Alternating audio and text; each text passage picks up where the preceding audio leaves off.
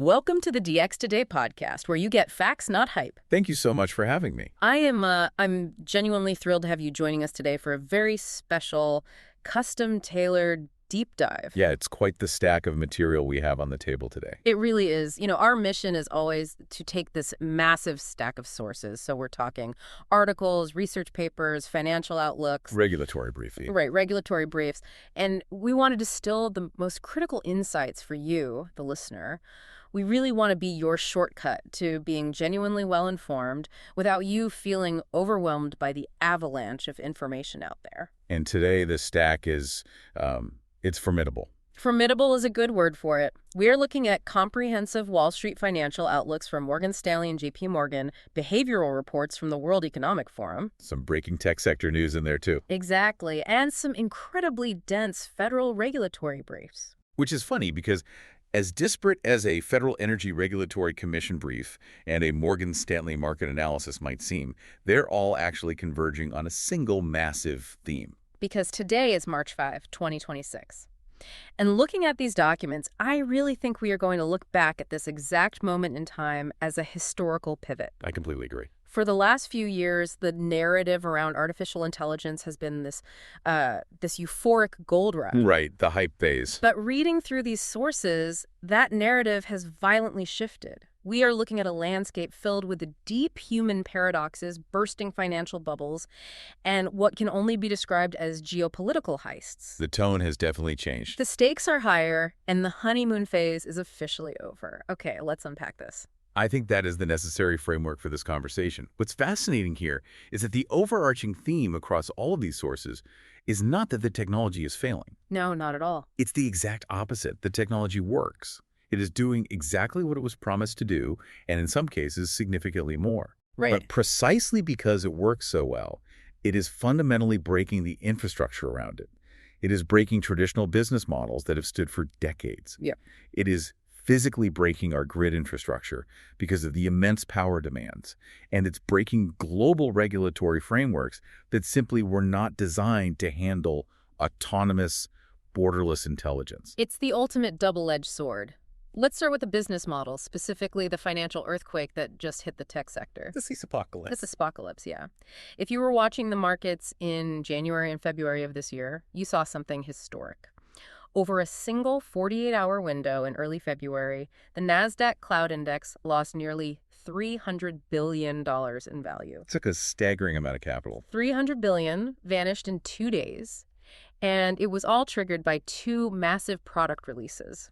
We had Anthropic's release of Claude Cowork, along with 11 open-source plugins, and OpenAI's rollout of Project Operator. Right, and analysts are calling this the SaaSpocalypse, which is a dramatic term, but it really captures the severity of the market repricing. It really does. We need to look at the mechanics of what actually shifted that week. For the last couple of years, enterprise AI has largely consisted of chatbots or copilots. Right, you type a prompt, it gives you text back. Exactly. A human operator is still sitting in the chair, directing the workflow, verifying the output, and physically moving the data from point A to point B. Doing the actual clicking. Yes. But Claude Cowork and Project Operator, they cross the threshold from copilots to autonomous agents. They are capable of executing complex, multi-step business processes entirely without human intervention. I was looking through the notes you shared on this, and the capabilities are just staggering. With OpenAI's Project Operator, it acts as an intelligence overlay that can navigate any software interface. Any interface at all. It literally controls the mouse, it clicks the buttons, it fills out the forms. But I want to make this concrete for the listener. Walk me through what this actually looks like in practice. How does an autonomous agent handle a process like a legal audit compared to how a traditional firm does it? That is the perfect example to illustrate the disruption. Let's look at a standard due diligence audit for a corporate merger. Okay. Historically, a law firm assigns a team of junior associates to spend weeks locked in a data room. The classic grind. The classic grind, exactly. They are manually opening thousands of contracts, reading for specific change of control clauses, highlighting liabilities, and pasting that information into a master spreadsheet. Just tedious, highly billable work. Precisely. Yeah. Now, introduce an agent like Claude Cowork. You give the agent access to the data room and a single natural language prompt. Just one prompt. One prompt. Something like, audit all vendor contracts for change of control clauses triggered by a merger. flag any liabilities over $50,000, and generate a formatted summary report. And it just goes. It just goes. The agent doesn't just read the text. It opens the files, extracts the clauses, makes the legal judgment on the liability, opens Excel, formats the spreadsheet, writes the executive summary, and emails it to the senior partner. Unbelievable. It does this in minutes, not weeks. Yeah. It doesn't get tired, and it doesn't miss a buried clause at 2 a.m. And if we look at the market reaction, the realization wasn't just that the junior lawyers are in trouble. The realization was that the software companies providing the tools for those junior lawyers are in trouble. Yes. The entire economic foundation of the software industry for the last 20 years has been the seat-based recurring revenue model. You charge a company $100 per month per employee to use your platform. Right. If we connect this to the bigger picture, this is the death of the seat. If a law firm or an enterprise replaces 50 junior analysts with a single, always-on AI agent, they no longer need 50 software licenses. They need one. They need one, or perhaps none, if the AI agent is interacting with the raw database directly via an API. The market woke up and realized that AI isn't just a productivity tool layered onto existing software. It is a potential replacement for entire categories of software interfaces. The data on the fallout is brutal. Giants like Salesforce, Adobe, and ServiceNow saw massive drops. Gartner and S&P Global fell 21% and 11%. Intuit, Equifax. All down. And the collateral damage hit the IT outsourcing firms, too. Companies like Infosys and TCS, whose models rely heavily on billable hours for entry-level coding or manual data migration, saw their shares slide. Because if Claude Cowork can automatically refactor production-grade code and migrate data between databases autonomously. That massive billable hour factory model just collapses. But the capital didn't evaporate. It rotated. The SaaSpocalypse created distinct winners. Right, the money had to go somewhere. The beneficiaries in this agentic economy are the model developers themselves and the cloud infrastructure providers like Amazon and Google. Because autonomous agents do not log off. Exactly. They're continuously processing, monitoring, and executing, which drives an insatiable exponential demand for compute power and storage. The cloud providers are essentially the landlords of this new digital real estate. The sources also highlight a fascinating shift in how software is being priced. Companies like Palantir and a legal AI firm called Harvey are moving away from the subscription per seat model entirely. They are moving to outcome-based pricing. Meaning they charge you for the completed task. Right, the finished audit, the resolved customer ticket, rather than charging you for the tool to do it yourself. It is a logical evolution. Yeah. You are paying for the output, not the instrument. I'd push back on that slightly, though. I mean, the plumber analogy makes sense. You pay for the fixed pipe, not the wrench rental. But software isn't plumbing, and AI is notoriously probabilistic. That's true. If an autonomous agent hallucinates or misses a critical liability in that legal audit we discussed, and the law firm is paying strictly for the outcome, who holds the liability? How are these companies structuring outcome-based pricing when the outcome might be flawed? That is the exact friction point currently being negotiated in enterprise contracts. And it's why outcome-based pricing is usually paired with human-in-the-loop verification gates for high-stakes tasks. The AI does 99% of the heavy lifting, but a senior partner must review the final report before it is finalized. The pricing reflects the massive reduction in time, but the legal liability remains with the human firm executing the work. The software provider guarantees the computational effort, not the legal infallibility. Exactly. It is incredible how fast the market is rewriting these foundational rules. But this massive rotation of value away from traditional software and toward the cloud providers and hardware manufacturers brings us to a terrifying set of data regarding the overall health of the market. It does. Because if the entire economy is suddenly resting on the shoulders of the companies building the physical AI infrastructure, we have to look at market concentration. And the data from Morgan Stanley, JP Morgan, and the Center for Research and Security Prices, CRSP, paints a picture of historic fragility. According to the CRSP data, U.S. stock market concentration in 2025 actually surpassed its previous peak from 1932. 1932. We're talking about the depths of the Great Depression. Yes. To have market concentration higher today than it was during a time when massive swaths of the corporate landscape had literally gone bankrupt is a staggering metric. To put numbers to it, we're looking at the so-called Magnificent Seven: NVIDIA, Amazon, Meta, Apple, Alphabet, Microsoft, and Tesla. In late 2024, just 3 of those companies. NVIDIA, Amazon, and Meta. Right.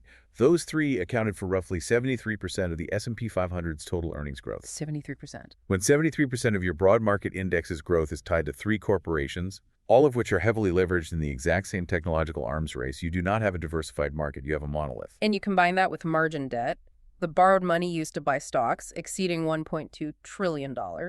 And you have the classic architecture of a bubble. High concentration, immense leverage, and unprecedented capital expenditures. And the valuation models within that Magnificent Seven are becoming completely detached from their legacy businesses. Look at the data on Tesla. That was wild to read. The Motley Fool reported a 94% implied downside for Tesla's stock. Why?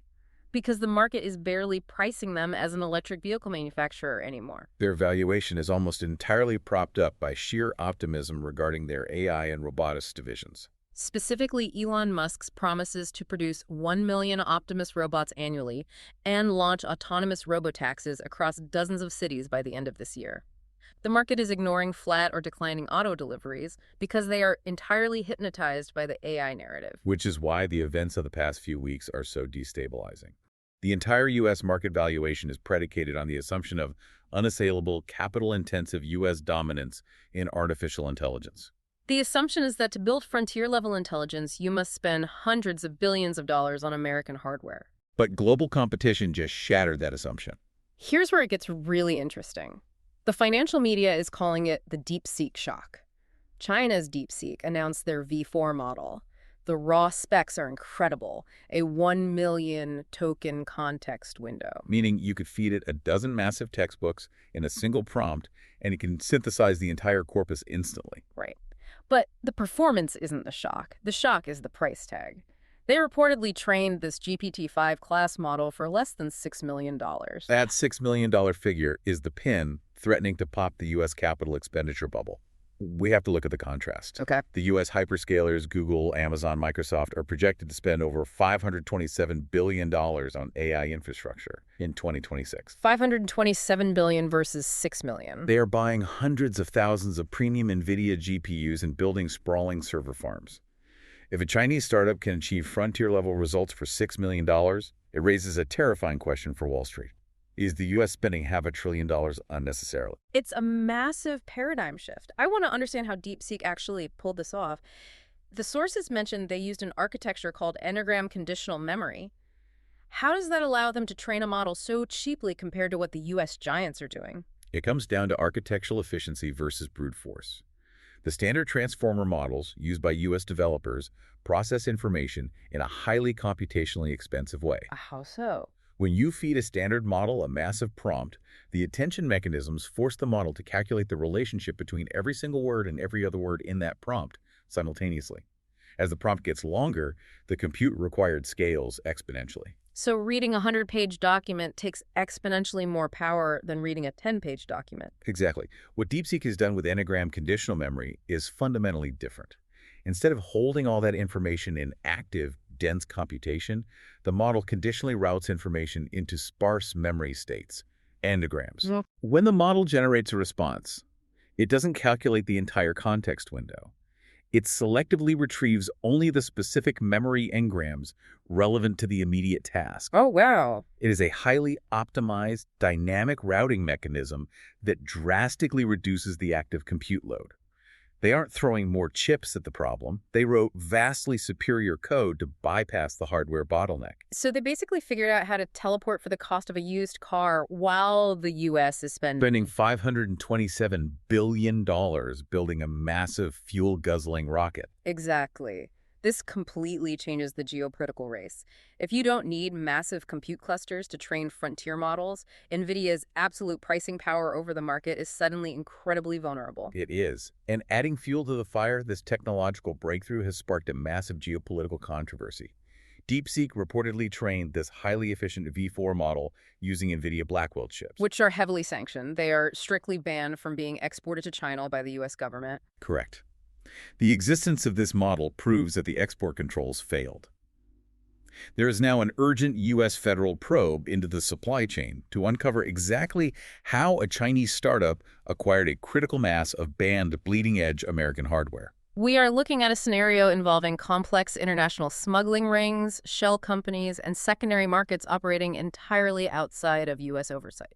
It's remarkable how quickly a purely digital breakthrough slams into very physical, real-world walls. Because regardless of whether you are building a highly efficient $6 million model or brute forcing a $100 billion model, these systems still require massive physical infrastructure. And that infrastructure requires power. And this physical reality might be the ultimate limiting factor of the entire AI revolution. We talk about the cloud as if it's ethereal, but the cloud lives in concrete buildings on the ground. Right. And those buildings are arguably the most power-hungry structures ever designed by humans. The numbers from the 2024 build-out are difficult to comprehend. Big tech spent over $200 billion on capital expenditures. Amazon alone spent $85.8 billion, which was a 78% increase from the year prior. Google spent $52.5 billion. They're in the process of building over 5,000 new data centers in the United States alone. And this rapid, uncoordinated physical build-out is literally breaking the U.S. electric grid. We need to understand the scale of what is being built. Traditional data centers, the ones that hosted our emails and streaming services for the last decade, typically required a few dozen megawatts of power. Sure. These new AI-specific data centers designed to run continuous agentic workflows are targeting gigawatt-level power loads. A gigawatt. Give me a comparison so we can visualize that. A single gigawatt is roughly the total electricity generated by a medium-sized nuclear reactor, or the amount of power required to sustain a city of several 100,000 homes. And an AI data center requires that power continuously, 24 hours a day, 7 days a week, without a millisecond of interruption. Which immediately exposes the vulnerability of the green energy transition. You cannot run a gigawatt data center on wind and solar alone. You cannot. Renewables are vital, but they are variable. The sun sets, the wind dies down. Grid operators call it intermittency. You cannot run an always-on autonomous agent on intermittent power. So what's the solution? Therefore, the tech industry is being forced to rely heavily on natural gas turbines to meet this immediate demand. And looking toward the future, they are pivoting aggressively toward nuclear power. We're seeing unprecedented investments in companies like Constellation Energy, the nation's largest nuclear operator, and serious capital flowing into small modular reactor designs from companies like Rolls-Royce. The fact that ChatGPT's successors are sparking a nuclear renaissance is wild. It really is. But this massive, concentrated power draw is creating chaos for the regulators trying to manage the public grid. The brief from FERC, the Federal Energy Regulatory Commission, outlines a major crisis that happened just months ago in December 2025. FERC had to step in and order PJM to create new rules for data centers. Now, PJM is the grid operator for the Mid-Atlantic, managing the power for about 67 million everyday customers.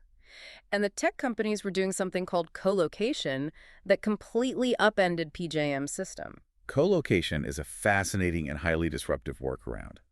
Connecting a new gigawatt data center to the general public grid traditionally requires building new high-voltage transmission lines. And that takes time. That regulatory and construction process can take 5 to 10 years. The tech companies do not have 10 years to wait. So instead of connecting to the grid, they are buying land directly adjacent to existing power plants, specifically nuclear plants, and building the data center right there. They plug directly into the generator behind the meter. They just bypass the public grid entirely. Exactly. But consider the impact on the local grid operator. If a massive nuclear plant that previously supplied baseline power to a tri-state area suddenly signs a private contract to divert 30% of its generation directly to an Amazon data center next door, the public grid suddenly has a massive shortfall. FERC had to intervene to establish technical frameworks to manage this.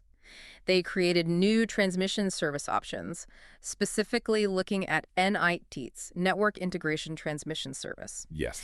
I read through that section and honestly my eyes glazed over.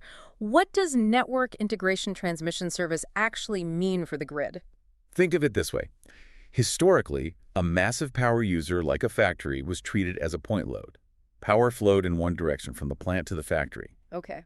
But these AI data centers are so massive and often incorporate their own on-site battery storage or backup generation that FERC is attempting to integrate them as active nodes in the network through nanites. Active nodes? They are trying to create a framework where the data center can dynamically interact with the grid, perhaps pulling power during off-peak hours and relying on on-site storage during peak residential hours. The brief also mentioned firm and non-firm contract demand. I assume that relates to who gets cut off first if the grid is failing. Precisely. A firm contract guarantees the delivery of power regardless of grid conditions. It is highly expensive. And non-firm. A non-firm contract allows the grid operator to curtail or interrupt the power supply during an emergency to keep the residential lights on.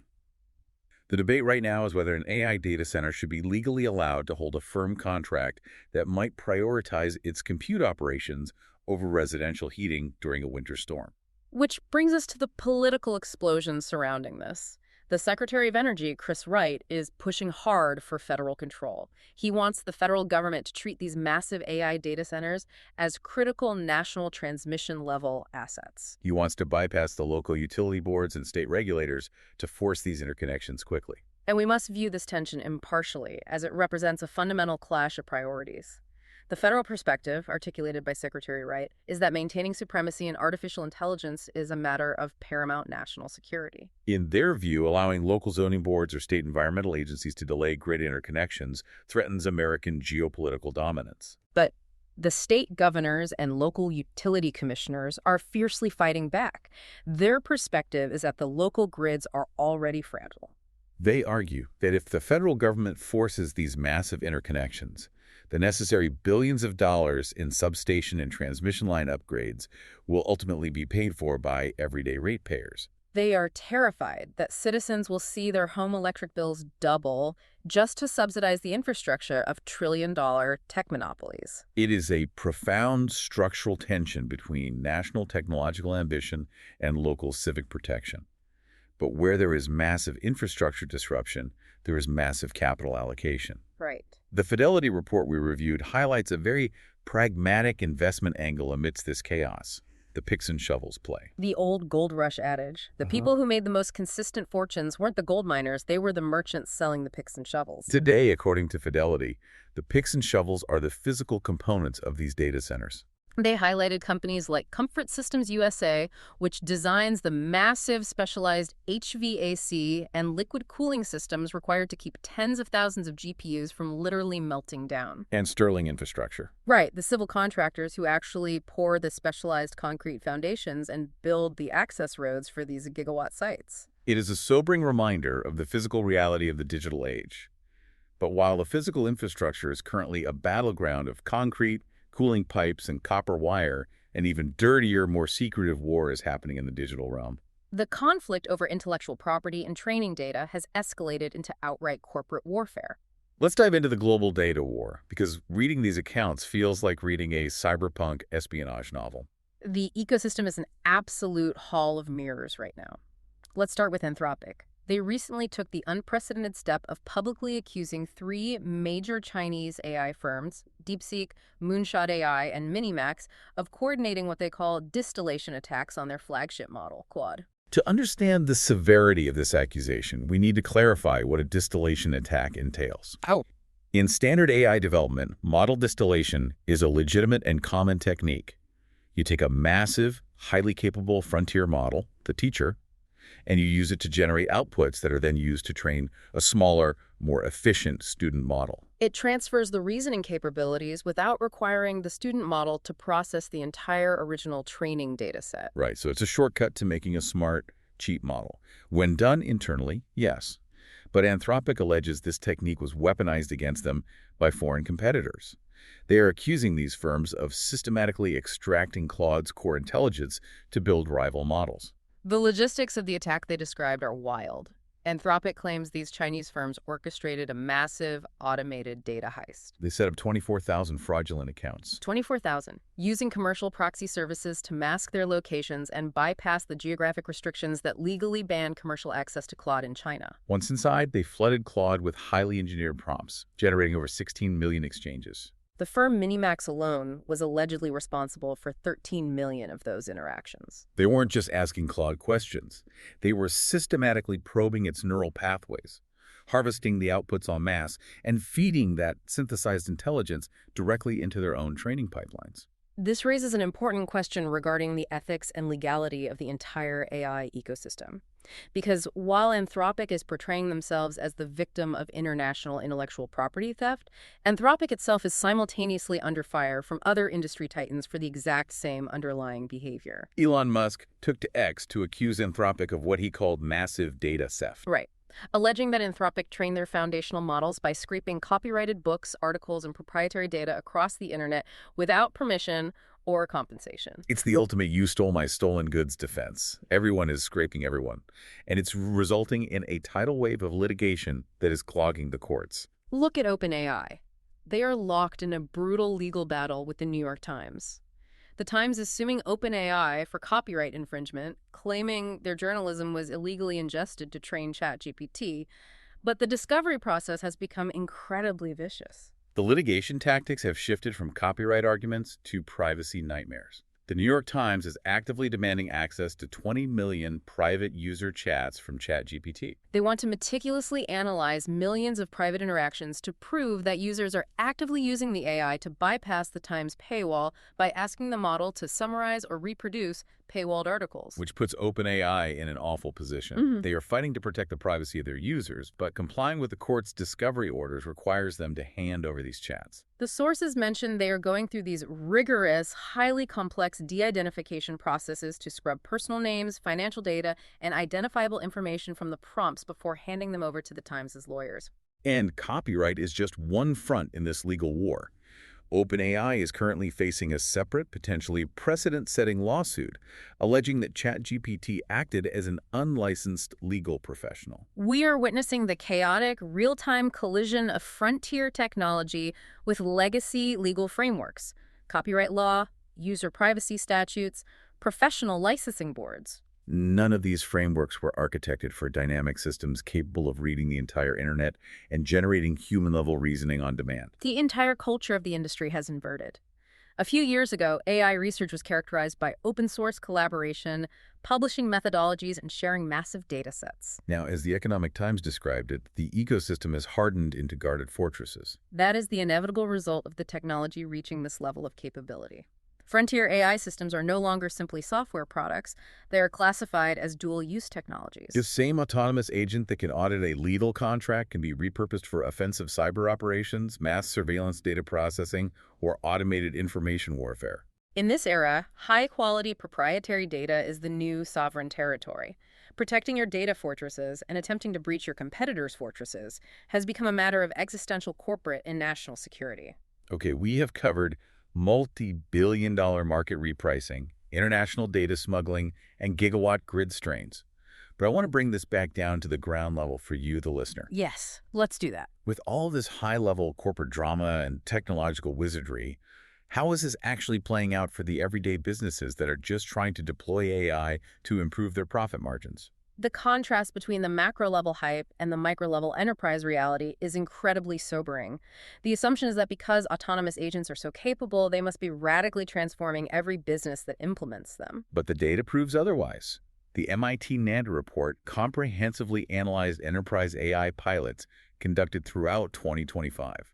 Their findings were devastating. A staggering 95% of those enterprise AI pilots delivered zero measurable P&L impact, no increase in profit, no reduction in operational loss. I read that statistic, and I genuinely struggled to reconcile it. We just spent 20 minutes discussing how an AI agent can execute a massive legal audit in 3 minutes. Right. How is it possible that a technology capable of writing production code and passing the bar exam is failing 95% of the time when deployed inside a normal company? The report provided a blunt, profound assessment. They stated the technology worked, the organizations didn't. Walk me through that. How does the organization fail if the tool operates flawlessly? It comes down to workflow architecture and human friction. When you introduce an autonomous agent into a traditional corporate structure, you cannot simply drop it into an existing process. In software engineering, there's a concept called paving the cow path. If a process is fundamentally inefficient, automating it just makes it inefficient faster. Exactly. The MIT report found that enterprise failures stemmed from deep structural organizational dysfunction. Companies lacked clear ownership of the AI initiatives. IT was fighting with operations over who controlled the budget. They had misaligned incentive structures. But most critically, executive leadership teams lacked the courage to fundamentally redesign how work gets done from the ground up to accommodate non-human intelligence. They were trying to force a gigawatt technology into a megawatt organizational chart. That is exactly it. The WNDYR report that accompanied the MIT data was very prescriptive about this. They argued that the experimentation phase is over. Companies can no longer afford to just play around with AI sandboxes. They are advocating for a forced 90-day approach. The 90-day approach is a necessary forcing function. It mandates that any enterprise AI initiative must establish clear operational ownership, define strict success metrics, and fully map the redesigned workflow within 90 days. If the initiative cannot prove measurable value within that window, the organization must ruthlessly kill the project. It requires a level of operational discipline that most legacy companies currently lack. And beyond the operational discipline, businesses also need incredibly sharp legal teams right now, because the regulatory squeeze on AI deployment is tightening rapidly. If you are a business deploying AI to make decisions in 2026, you are navigating a legal minefield. State attorneys general have realized that cracking down on algorithmic harm makes for excellent consumer protection headlines, and they are weaponizing their enforcement divisions. The liability risks are immense, particularly in regulated sectors. Consider the recent action by the Massachusetts Attorney General. They extracted a $2.5 million settlement from a major student loan provider. The core issue wasn't intentional human malice, it was algorithmic redlining. The company's AI-driven lending models, trained on historical financial data, inadvertently replicated and scaled historical biases, resulting in discriminatory lending practices against marginalized borrowers. AI systems are essentially black boxes. If the historical data is biased, the mathematical output is biased. And when a company uses that output to deny a loan, deny housing, or deny healthcare, the legal liability falls entirely on the company, not the AI developer. Exactly. And this state-level enforcement boom has triggered a massive jurisdictional crisis, resulting in a federal-state collision course. We must analyze this neutrally, but the political friction is undeniably reshaping the business landscape. In December 2025, the Trump administration issued a sweeping executive order specifically designed to establish a minimally burdensome national standard for artificial intelligence deployment. And that executive order was highly aggressive. It didn't just suggest a national standard. It actively instructed the Department of Justice to initiate lawsuits against individual states over their local AI regulations. Yes, the administration's stated position is that allowing a patchwork of 50 different highly restrictive state laws creates an impossible compliance environment for American businesses. They argue that this fragmentation stifles innovation and threatens American global competitiveness in the AI race. The DOJ has specifically targeted comprehensive AI regulatory frameworks enacted in California, New York, Colorado, and Illinois, arguing that these local laws are unconstitutionally burdensome and preempted by federal authority. And from the perspective of the states, the governors and attorneys general argue they have a sovereign duty to protect their citizens. They argue that algorithmic discrimination, massive privacy violations, and predatory AI practices require strict local oversight, particularly if they believe the federal standard is too lenient in its pursuit of corporate innovation. Again, we are looking at the facts, not taking sides. But put yourself in the shoes of a mid-sized enterprise trying to deploy an AI customer service agent today. You were caught right in the crossfire of a massive constitutional battle. Do you adhere to the strict state laws and risk falling behind your competitors who are moving faster? Or do you follow the relaxed federal guidelines and risk a massive lawsuit from your local attorney general? It is an absolute compliance nightmare. This is exactly why cybersecurity firms like Kiteworks are gaining immense traction by pushing compliance-first AI data gateways. Because currently, AI isn't just a regulatory challenge. It is an active cybersecurity threat inside the enterprise. Employees are routinely feeding highly sensitive corporate data, trade secrets, and client information into unsanctioned external AI models to do their work faster. The technology has far outpaced the internal corporate guardrails.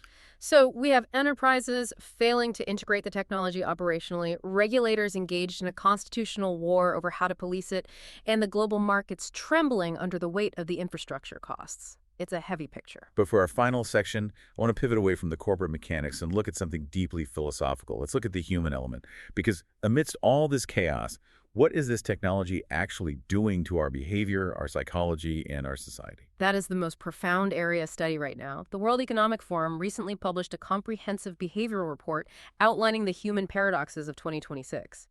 They identified several critical areas where the promised logical outcome of AI integration is resulting in the exact opposite psychological or behavioral reality. The first paradox that stood out to me was what they call the productivity paradox. We have been sold the narrative that AI will make every worker instantly faster and exponentially more efficient. But the WEF, utilizing data from MIT Sloan, found that manufacturing and logistical companies adopting AI are actually experiencing significant initial productivity losses. It seems highly counterintuitive given the capabilities we discussed, but it makes perfect sense when you factor in cognitive friction.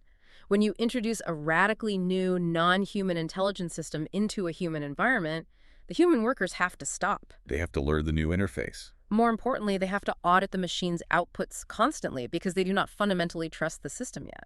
They are double-checking the AI's work, which takes more time than just doing the work themselves. In the short term, this cognitive adaptation process is highly disruptive and causes overall output to dip significantly before it eventually stabilizes and rises. It's like the transition from paper ledgers to Excel in the 80s.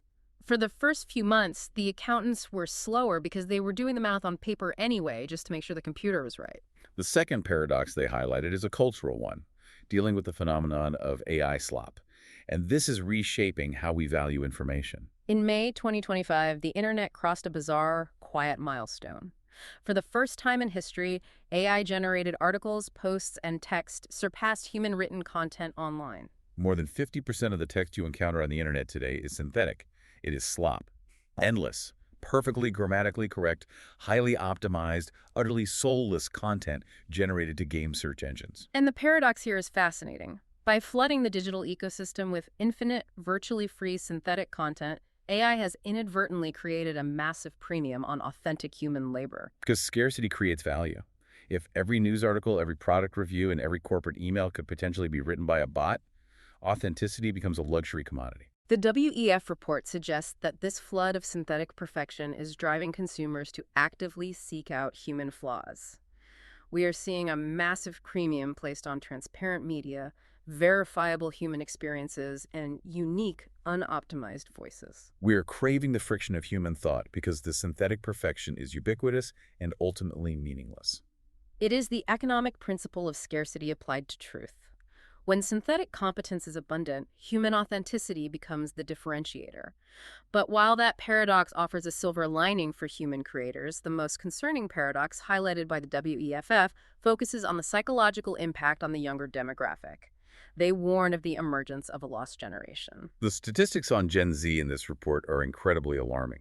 According to the WES, 47% of Generation Z use generative AI tools on a weekly, if not daily basis. They are digital natives. The interface is completely natural to them. But the paradox is that 41% of them report high levels of anxiety, that their reliance on the technology is actively degrading their ability to think critically. And if we connect this to the bigger picture, particularly our earlier discussion about the SaaSpocalypse and autonomous agents, we can pinpoint exactly why that anxiety exists. For centuries, the apprenticeship model of knowledge work relied on friction. A young professional built expertise, developed judgment, and gained confidence by doing the tedious grunt work, the entry-level tasks, the manual data sorting, the repetitive drafting, the basic, slow research. The wax-on, wax-off phase of a career. You do the boring, repetitive tasks until the foundational mechanics of your profession become muscle memory. But as we discussed with tools like Claude Cowork, AI agents are now autonomously executing those exact entry-level tasks. And that is the core of the paradox. In our drive for ultimate corporate efficiency, by freeing young workers from the perceived drudgery of entry-level work, we are systematically dismantling the traditional training ground required to build human expertise. If an AI agent drafts your first 100 legal briefs or writes your first 1,000 lines of code, how do you develop the deep, internalized intuition required to write the highly complex, nuanced code when the machine reaches its limit? They are outsourcing their cognitive development. They are using AI to navigate complex workplace communications, to filter their research, and in some cases, to make structural decisions. The machine is doing the heavy lifting of thinking for them. So what does this all mean for you? I have to ask you, the listener, to pause and reflect on this. Look at your own daily workflows, whether you are a student, a mid-level manager, or an executive. Are you delegating tasks to AI that are actually essential for building or maintaining your own critical thinking? Hmm. Are you outsourcing your own cognitive friction for the sake of short-term efficiency? It is arguably the defining question of this technological era. As we wrap up this deep dive, let's synthesize the massive amount of ground we've covered today. We are observing a technology that is genuinely miraculous. The fact that a $6 million model can rival a $100 billion infrastructure, or that an agent can navigate software autonomously, proves we have crossed a threshold into non-human reasoning. The ecosystem supporting it and the society integrating it is incredibly fragile. We are caught in a complex web of compounding limitations. We face a potential capital expenditure bubble in the U.S. markets if hyper-efficient architectures like DeepSeek V4 undermine the foundational assumptions of hardware dominance. We are hitting the harsh physical limits of our power grids, requiring nuclear intervention to sustain gigawatt demands. We are navigating a dark underbelly of geopolitical intellectual property theft, de-escalation attacks, and massive jurisdictional warfare between federal and state regulators. And most stubbornly, we are confronting our own organizational dysfunction and psychological paradoxes that prevent us from safely integrating this intelligence. It has been a massive shift in tone from the gold rush of 2024. But before we sign off, I want to leave the listener with a final provocative thought. To build on that concept of a lost generation and the automation of foundational work, I want you to extrapolate this trajectory 10 years into the future. If AI agents successfully execute all the entry-level foundational tasks end-to-end, cheaper and faster than any human junior employee ever could, what happens to the very concept of human expertise? It's a heavy thought. The people who are senior experts today built their deep intuition and judgment by doing the grunt work yesterday. But if no human does the grunt work tomorrow, who will be left with the visceral, hard-earned understanding required to audit the AI when it inevitably makes a catastrophic mistake?